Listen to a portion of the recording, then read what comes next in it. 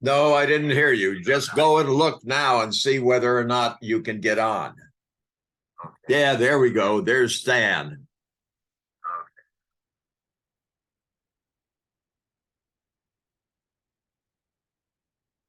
Whee!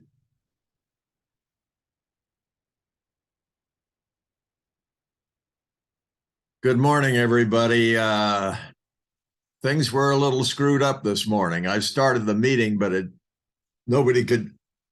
was a different meeting for some reason. I had to go sign out and sign back in again. I think we're now okay, because I see some familiar faces. I only see your face and three boxes. It's all right. Saul is there. Will is there now. Stan is there, but he's from Walkabout.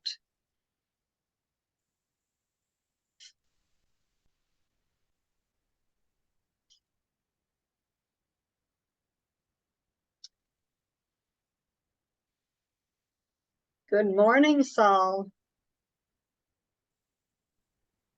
Good morning, Miriam. Miriam, we should say. Trying to get on this.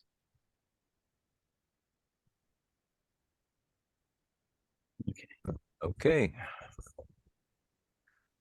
What was the problem, Hank?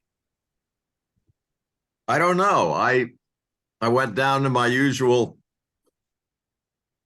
start icons on my taskbar on my Windows 10 machine and clicked on Zoom. And then I went down and found the seniors computer group meeting and clicked start. And I was all alone for 10 minutes. You said that your Eventually- sign-on credentials were different. Yeah, must have been. Somehow I got signed on to a different.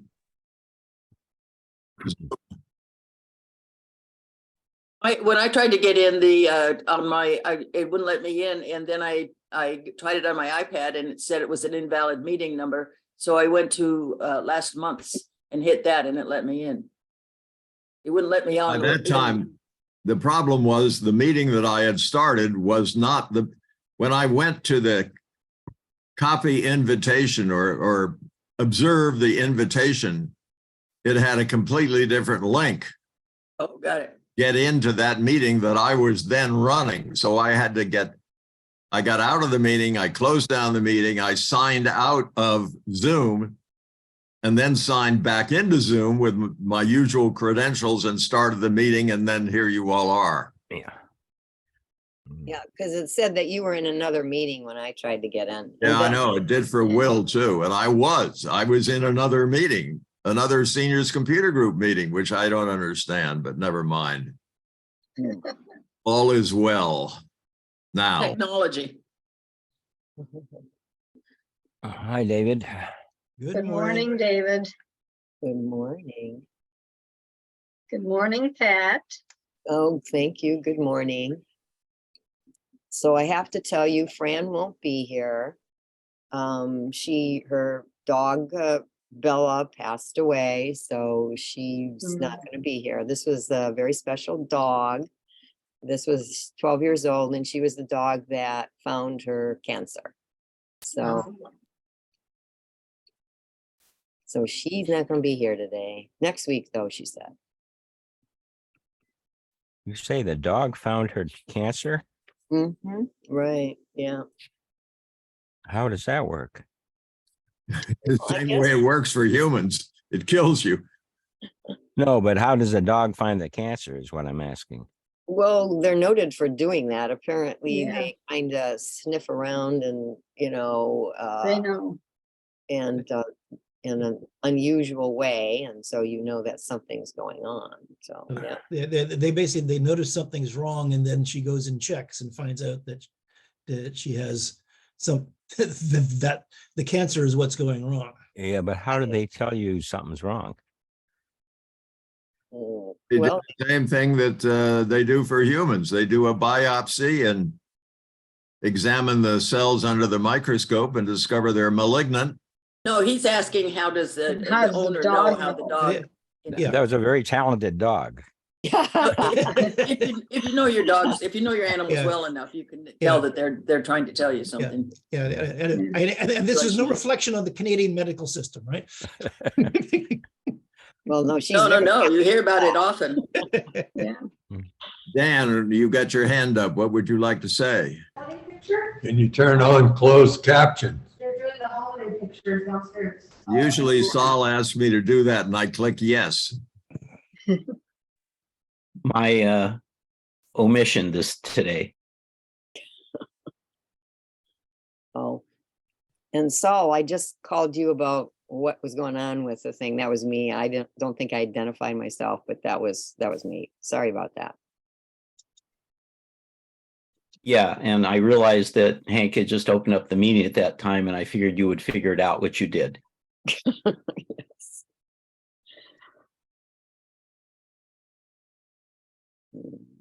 Okay, well. Well, time for breakfast. now.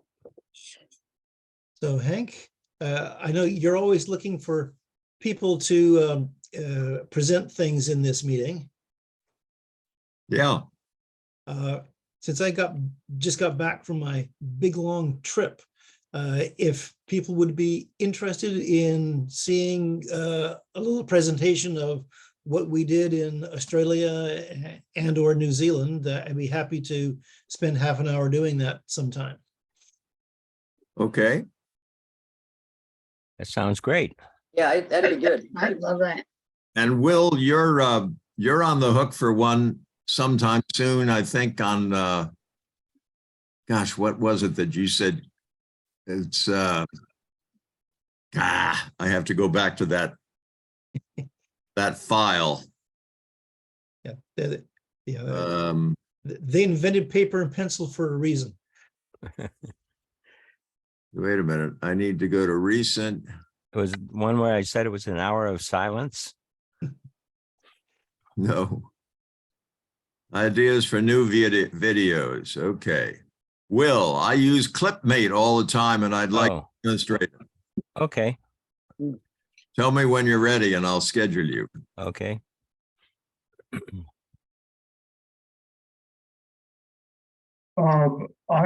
When I logged on from the link in Hank's recent message.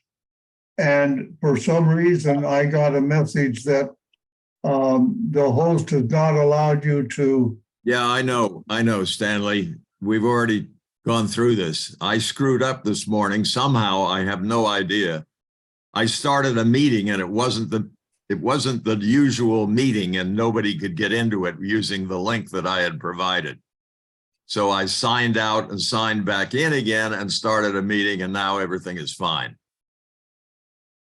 Yeah, I used the link that I have in my calendar rather than the one that was in the message, and somehow it worked better. I think it was a matter of timing, not which one you clicked on. Okay. I agree, because I was late and I got in okay. I'm sharing the screen now of ideas for videos. When we had that meeting in September and people made suggestions, I copied down the suggestions that I could understand. And I'm doing scanning documents and saving them today, the one down here at the bottom. Will is going to do Clipmate sometime.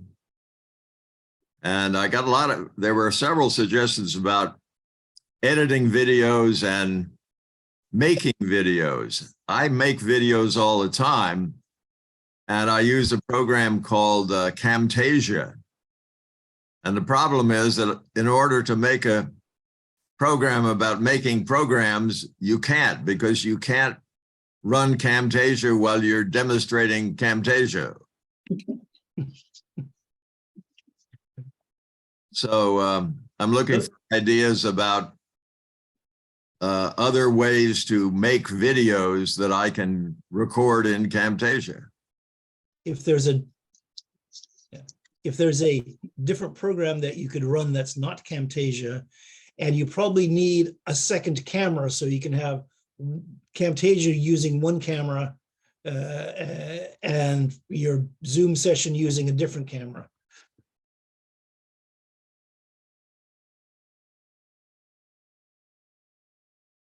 And Hank, you're muted.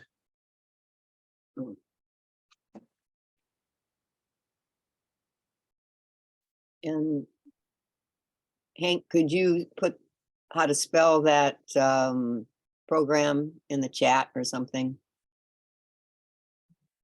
You're still muted though. Still muted.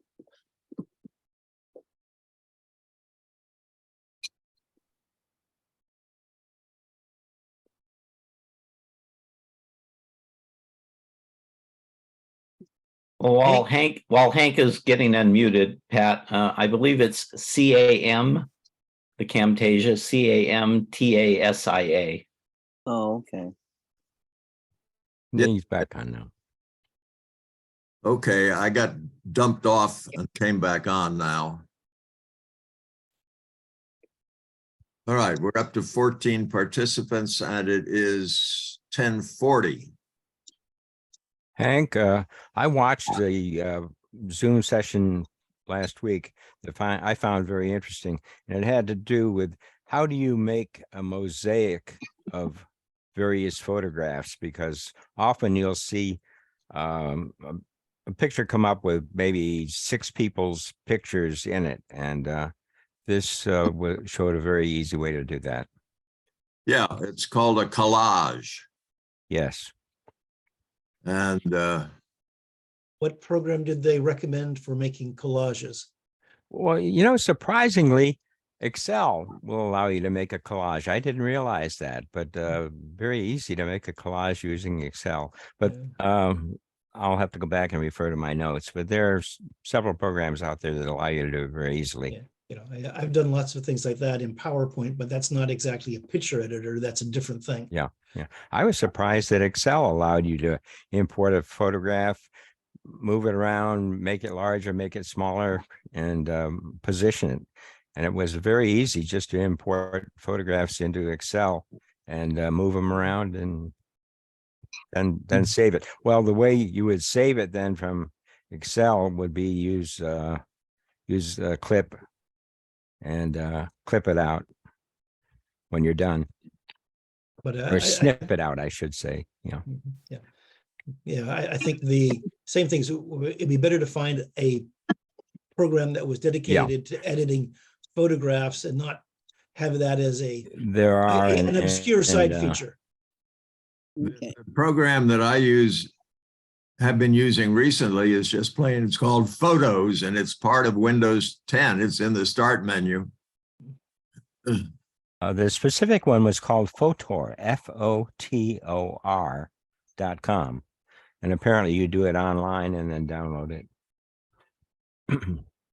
Well, the other thing that I've always wanted to do, my cousin does this all the time, is if she adds people in, and I'm not sure how she does it, but she does that. If we could have like if you're having a group photo and somebody's not there or somebody left or something like that, she's been able to put people in it. So that's what I would like to be able to do. Here's an interesting characteristic of the Photos program. It will sort people. It will sort all the photographs in your computer using facial recognition. And you will get as many as 27 photographs of one person. Here are the 27 photographs of one of my grandchildren. You see it picked up her face in each of these photos. Yeah. And what program is that, Hank? It's called Photos, PHOTOS, in the start menu of Windows 10. Okay. So you can go back to here. You recognize this guy here. There are 47 photographs of him. It even picks him up when he had a beard.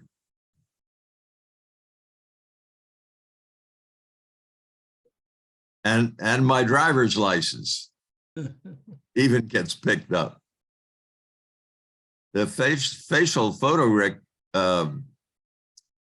facial recognition program in this thing is really good. It goes, it doesn't go all the way from childhood to adulthood, but anyway, back to other things and back to stop sharing. And now I think it's about time. Yeah, we still only have 14. Nobody's interested in how to scan things, right? We didn't say that. I need to go find that program that I'm. No, all the people that aren't here have voted that they're not interested because they didn't come. I'm sorry. Could I add one thing about that, the photo business? When my cousin does add another person into the group photo, you don't find that photo under where the group is taken. You find that photo back where she took the original photo that she added in. So sometimes it's like 5 years earlier. So we had fun looking for that thing, but yeah, it works. So you know how to do it. Let me know. Thank you. Hey, Hank, that might be a good presentation, that program. Hold on. I'm not paying attention to you all. I'm looking for. Here we go. Stop. There we go. Now, I ought to be able to go back and share my screen and start the program.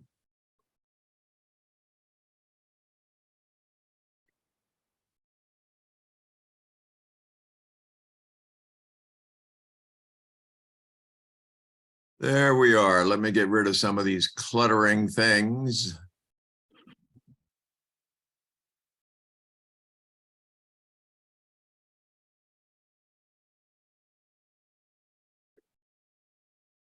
And I think we're ready.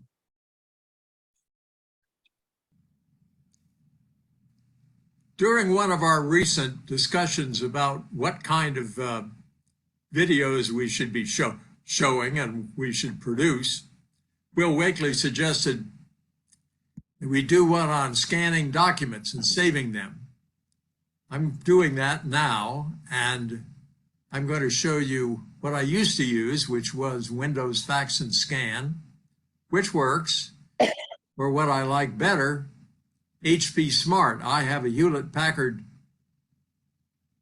printer and scanner, and therefore I have a specialized program for scanning from Hewlett-Packard machines.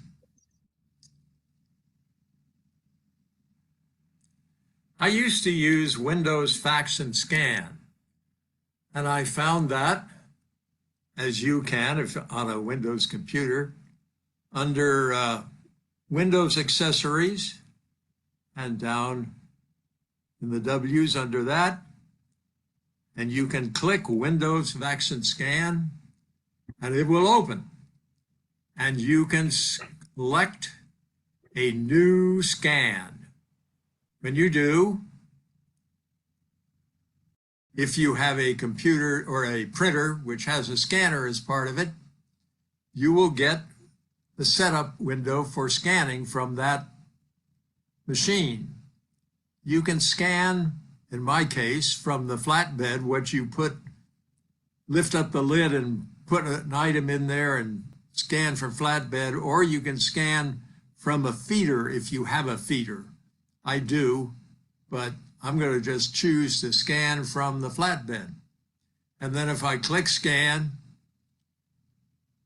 my printer will hum and fuss and scan what is in the above the glass, which happens to be a new business card that I recently put together. And when I get done with that, it will be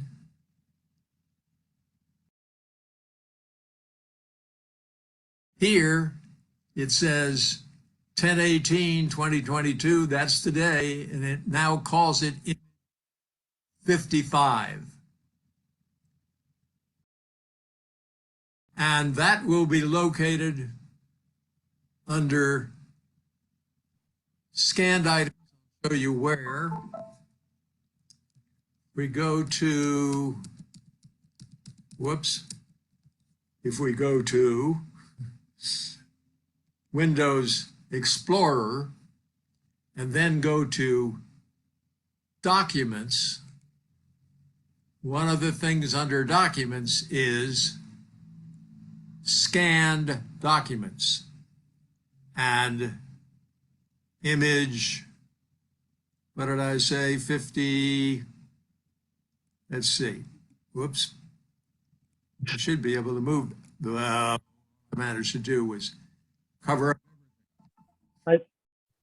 I think it was 55. Yeah, it was. There we are. He's playing a video, people. If I can move this down a little bit and find image 55. Yep, there's image 55, and there it is, if you can see that, basically. So I can then copy that image, cut it and paste it somewhere else, do whatever I want with it. I am done with scanning that particular image. And that's the way Windows Fax and Scan works.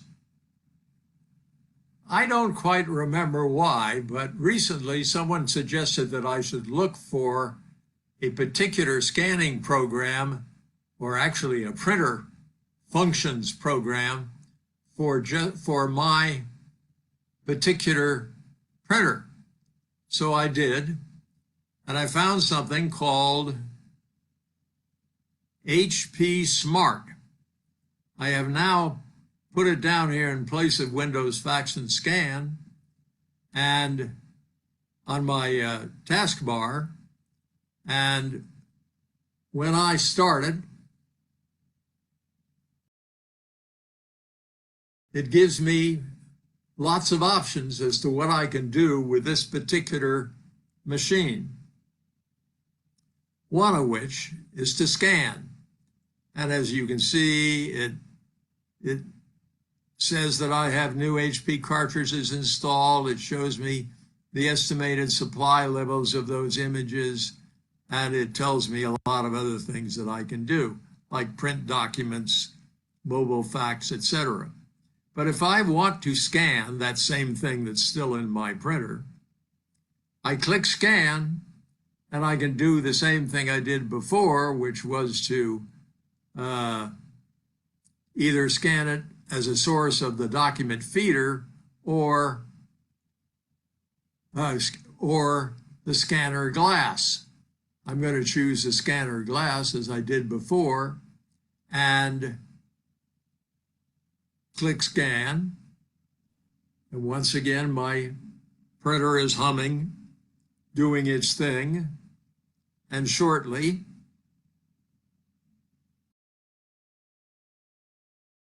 I get the scanned document. I now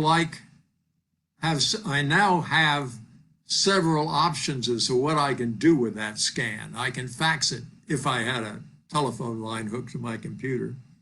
I can share it, I can print it, or I can save it. And when I click Save and then click Save here, I can change the name of that if I want to something like my new calling card. And when I click Save, I can decide where to save it. I can save it in Documents. I can save it in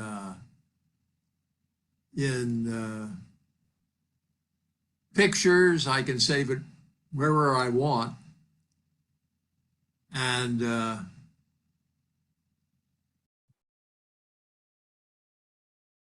I find that more convenient than what Windows Fax and Scan offered me.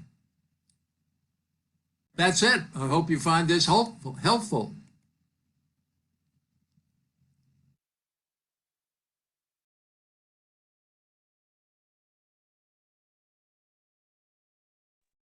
And we're back.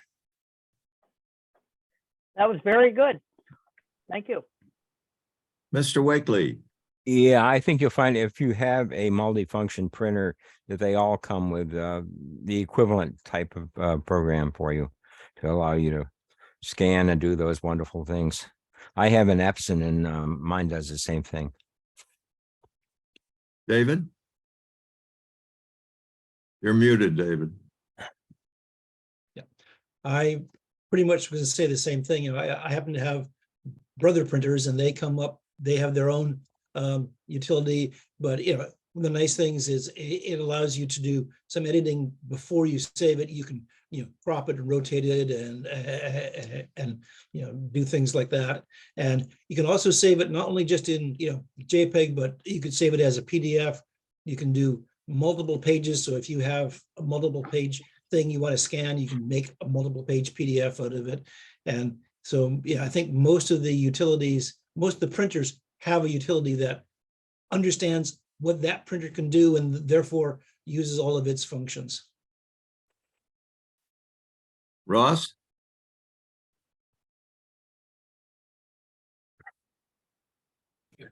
So on general items on printers, for years, I have always wanted to hook the printer up by a wire. That seemed to be easier to get it to attach the first time and keep it running. As of late, it's been more the printers want to be connected by a Wi-Fi. Now, if it's in a shared environment, that gets to be a problem, because if you share your printer to the shared facility that you may be living in, then everybody can see that printer. But there's also from the printer to your computer a directed Wi-Fi, so that there's only a connection by that particular Wi-Fi from your printer to the computer. The easiest way to usually get that connected is to connect the computer by wire, run the installation program that came with the printer, and then it will find it and it says, oh, I find the printer here. Can I connect that way? Then you get it connected and then you can disconnect the wire. And that seems to work better to keep things printing at this point. The last is on ink. When you're going to buy a printer, you need to kind of estimate and say, how many pages per month, how much ink am I going to use? Because that dramatically affects the cost when you go to print. If you're using a very inexpensive inkjet printer with small cartridges and you're printing lots of pictures, you're going to spend lots of money. It can cost as much as the printer itself by the time that you've changed those cartridges twice, that you'll put that much money back into the ink cartridges. Toner laser printers are much, much less expensive per page, and you can then, the printer is dense, the ink is denser to me. I prefer a laser, but the printer is going to be $300 to $500. It's not going to be $100 for a laser printer.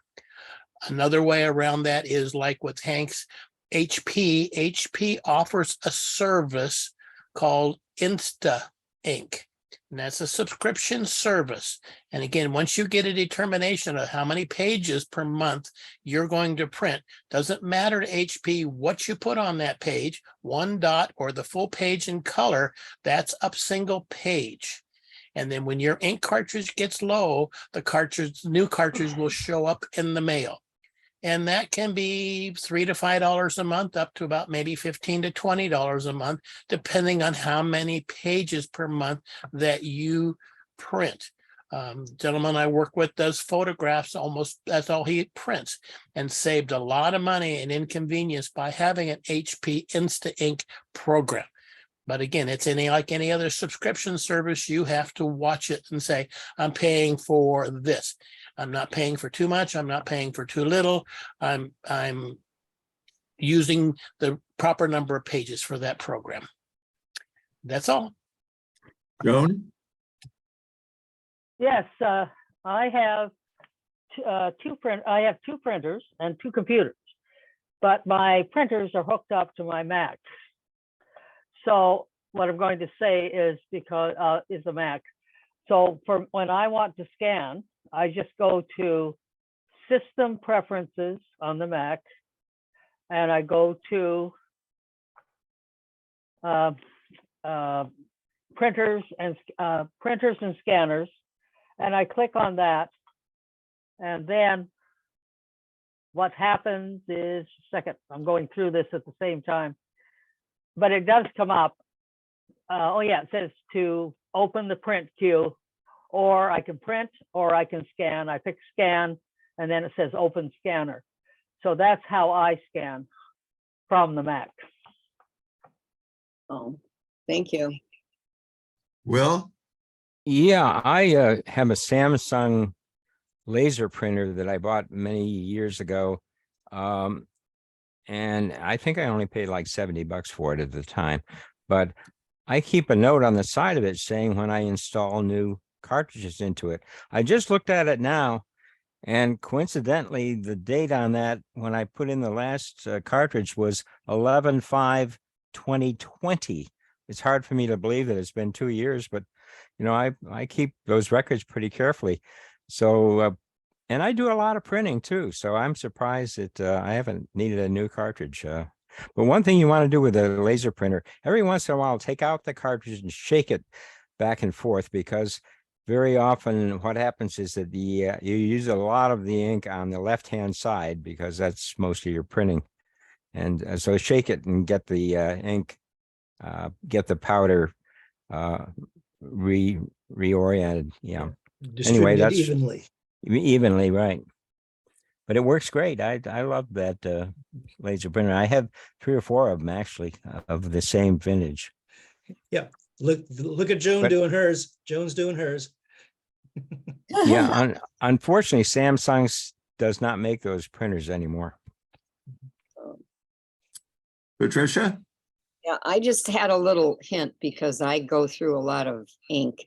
But what I stopped doing was I stopped using the print part of my menu, and instead I use a screenshot, because at that point I can usually take out all the garbage that I don't need, headings and stuff like that, or anything that's dark. I just kind of edit out with the screenshot, and then I take it from there. And so far I've been pretty lucky. It's because this thing does gobble the ink. I'm still gonna get a new one, maybe a laser, who knows. But I do want color though. I do want that option. So I don't know how that's gonna work. Miriam?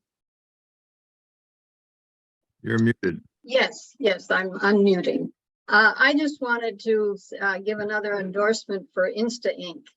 I use it on a printer here in San Diego, and I'm spending much less money than the printer in Milwaukee, where I didn't sign up for Insta Ink, and I went to Costco to buy new cartridges. They're both inkjet printers, and even at Costco, the cartridges cost a lot of money. So I really think the Insta Ink thing is a good thing.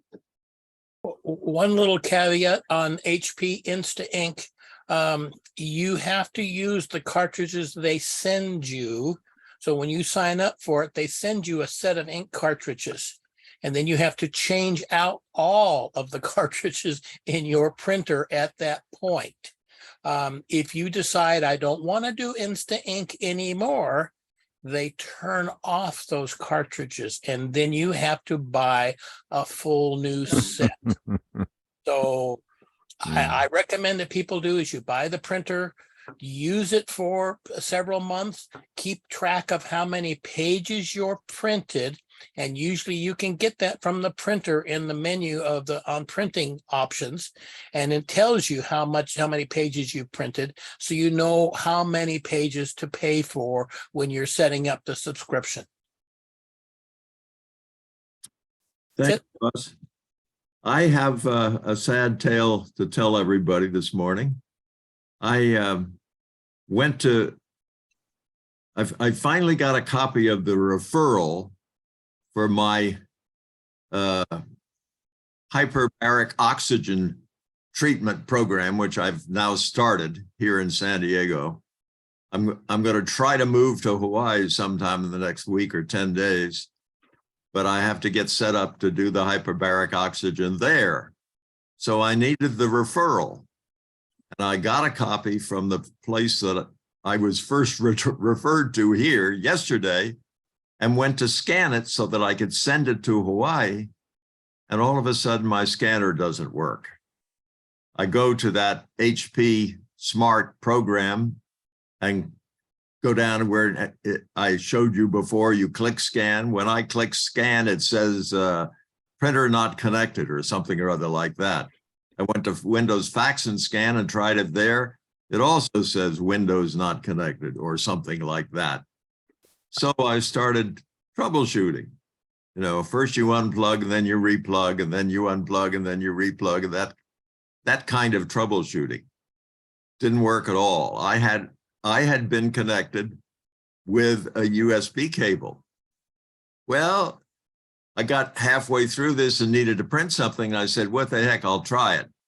So here I am connected with my USB cable and I try to print something and it prints just fine, but it won't scan. It says scanner not connected. So I scratched around and the whole reason for me going through this horrible mess with you now is that I'm telling you something that I didn't realize before, which is that my printer has a USB port on it, and I can plug a memory stick into that USB port and scan to that memory stick. And I finally did that this morning. Pulled the memory stick out when I was done after turning off the computer so I didn't screw up the memory stick. Plugged it into my computer, and now I have a scanned document where I saved that file. I had to feed it won't do it using the document feeder. I had to do it, lift up the lid 9 times for the 9 pages. And I'm going to search around and see if I have another. I don't know what I'm going to do, because obviously the USB cable works because it allows me to print, but it doesn't allow me to scan. Ross, I see your hand. So that's kind of the issue that I mentioned with using a wire versus wireless connecting the printer. Is the printer really wants to be connected by wireless, and you've got it connected by wired.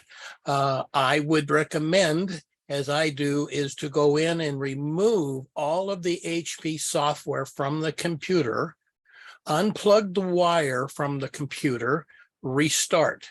Go back to HP and tell them this is what printer you have, and they'll download a new copy maybe of the HP Smart, and then you can go through and connect it that way.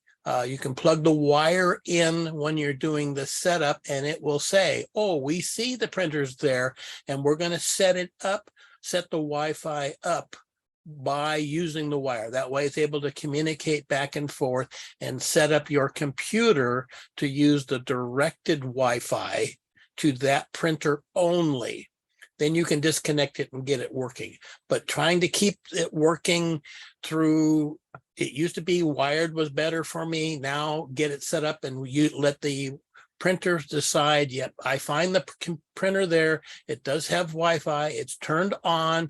Here's the key that I need to gather from the printer, stamp the software in your computer, and go from there. But again, getting it all out to begin with and reinstalling is the best that I find works. I don't think I can remember that all, Ross. I'll talk to you later. Yes, sir. Hank, have you tried just rebooting the computer with the printer turned on? No, I have.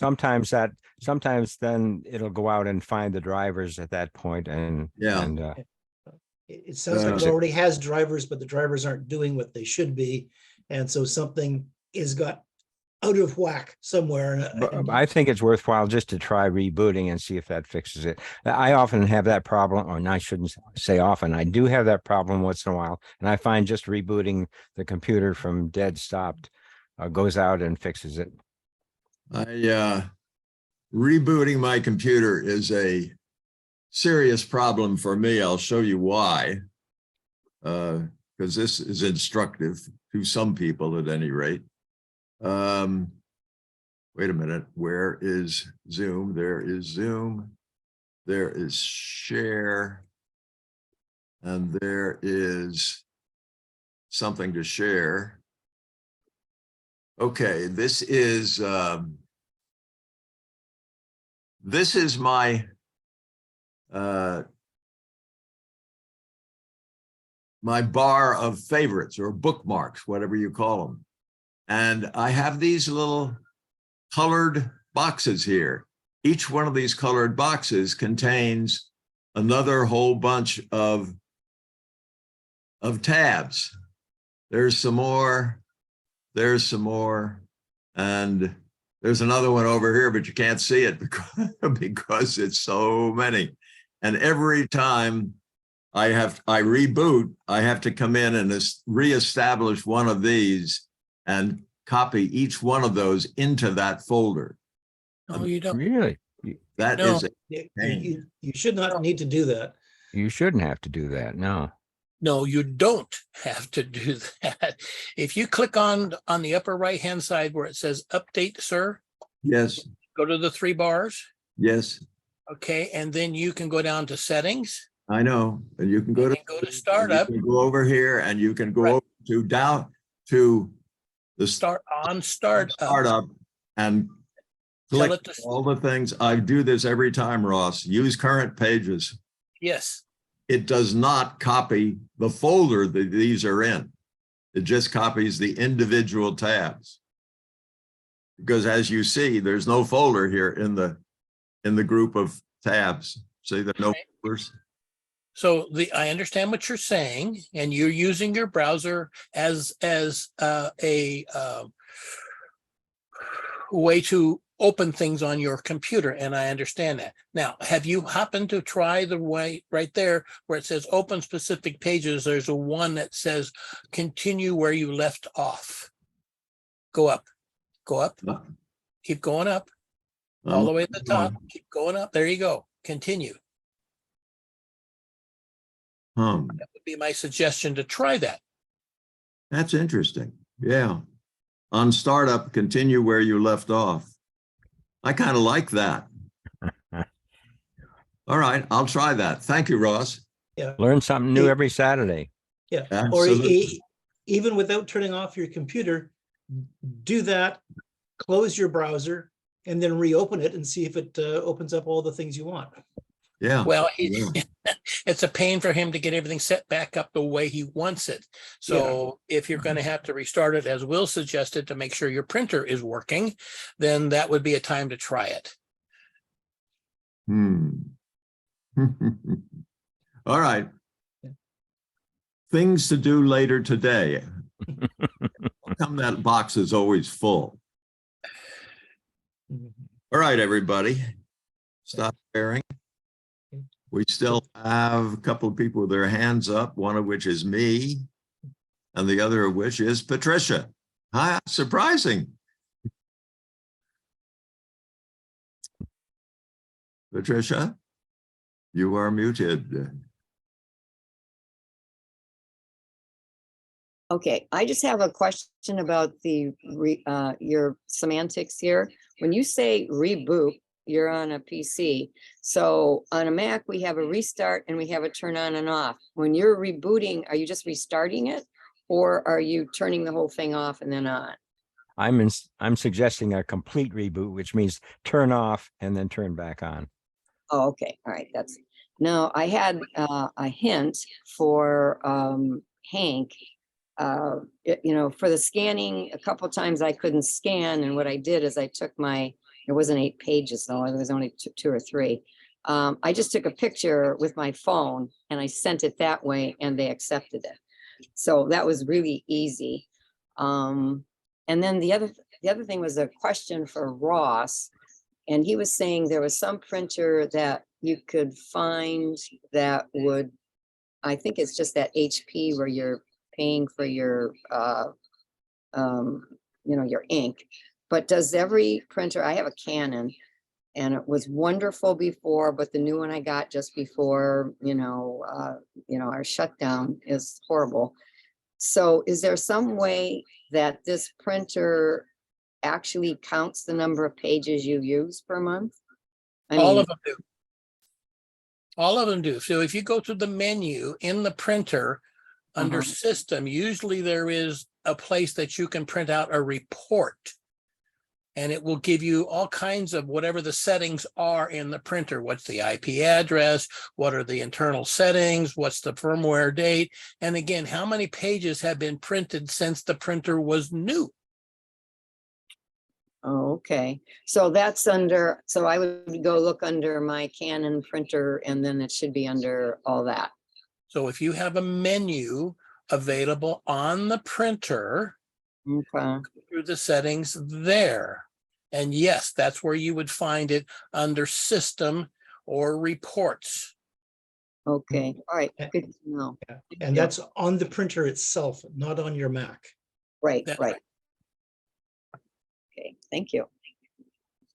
Mr. Wakely. Yeah, some time ago, I had a cause to have a whole lot of documents scanned. I don't know, it was 75 or 100 or something like that. And so I took a flash drive and the documents to La Jolla Library. They have a wonderful machine there that I think it cost me 75 cents.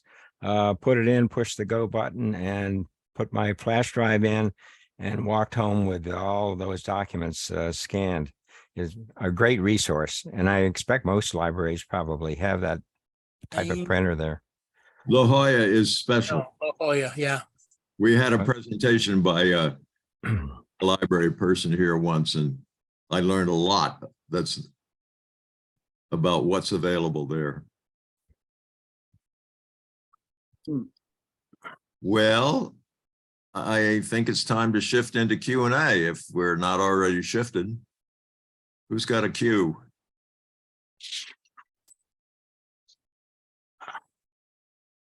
I guess nobody. No problems. So Well, we the- all have problems. It's just that. So Hank, I'd say that the queue of queues is empty. Yeah, yes, the queue of queues is empty. All right, we'll reconvene next week, and I'm sure a lot of people will be turning their printer on and off in different ways. I'm sure I'm going to go investigate this business of what stays and what doesn't, depending upon what you've about that other box, which I had never noticed before on startup choices. By the way, next week is the board meeting. Yeah, I was just going to mention that.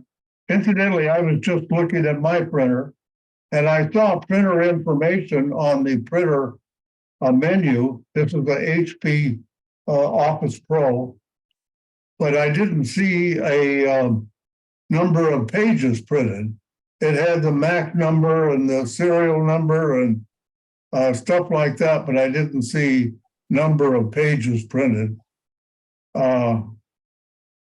So I was looking for it on the computer, but be that here nor there, next meeting will be a board meeting. I will get the agenda out soon. And any reports need to be submitted to the board. And so we'll have a board meeting next week and Hank will continue to host. Okay. Stan, you want to stay on here with anyone who wants to? Yes, I will stay on.